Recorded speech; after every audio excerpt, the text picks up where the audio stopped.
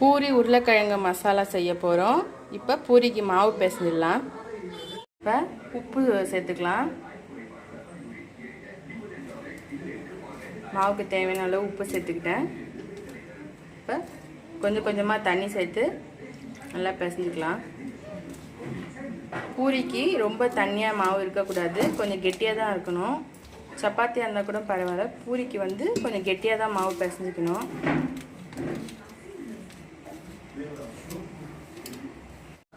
பூரிக்கு மாவு பிசைஞ்சாச்சு. இப்போ உருளைக்கிழங்கு மசாலா செஞ்சிடலாம். இப்போ வானல் சூடாயிடுச்சு, எண்ணெய் ஊற்றிக்கலாம்.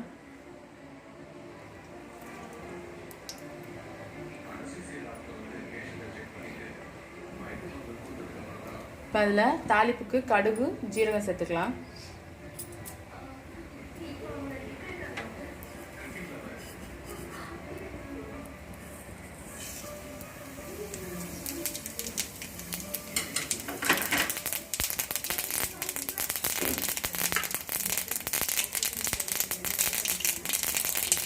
வெங்காயம் சேர்த்துக்கலாம்.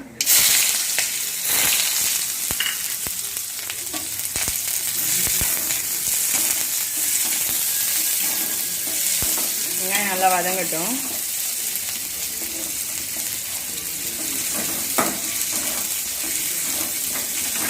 அதிலே கொஞ்சம் பெருங்காயத்தூள் சேர்த்துக்கலாம்.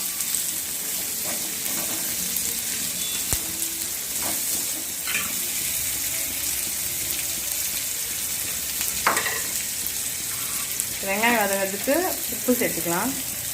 உப்பு மஞ்சத்தூள் ரெண்டுமே சேர்த்துக்கிறேன்.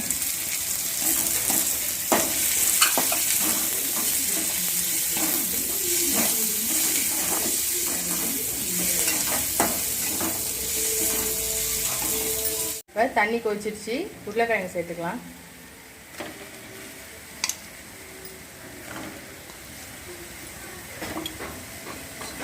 உருளைக்கிழங்கு சேர்த்து நல்லா கிளறி விட்டுக்கலாம்.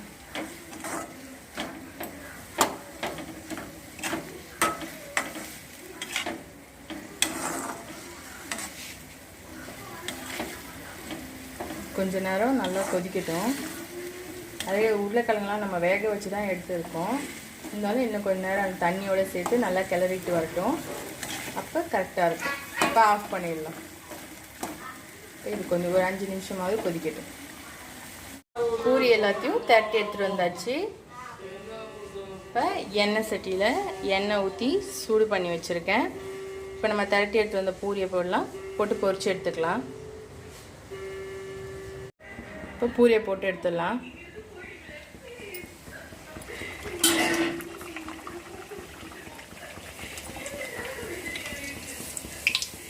பூரி நல்லா உப்பி வருது. நான் இந்த மாவில் எண்ணெய் ரவை எதுவுமே சேர்க்கலை.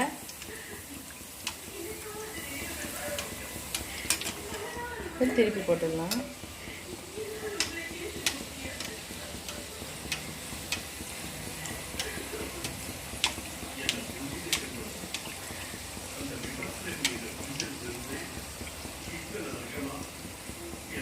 நல்லா உப்பி வந்துடுச்சு, எடுத்துடலாம். இப்போ இதே மாதிரி எல்லா பூரியும் போட்டு பொரிச்சு எடுத்துடலாம்.